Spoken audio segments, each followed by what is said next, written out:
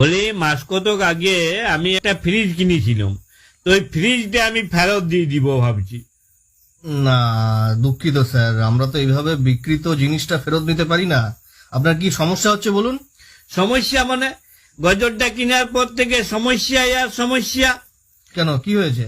তাইলে শুনুন, প্রথম থেকে আপনাকে বলি যেদিন ফ্রিজটা কিনে নিয়ে এলাম, তো বলি কি রাখবো, তো আপনারা বলেছিলেন যা রাখবেন টাটকা তাজা থাকবে। তো সেদিন বুঝলেন গিন্নি গরম গরম মুড়ি ভেবেছিল, তো আমি ওই মুড়ির 3টাই ফ্রিজের মধ্যে রেখে দিলাম। তো সকালবেলায় বুঝলেন এমন মিয়াইছে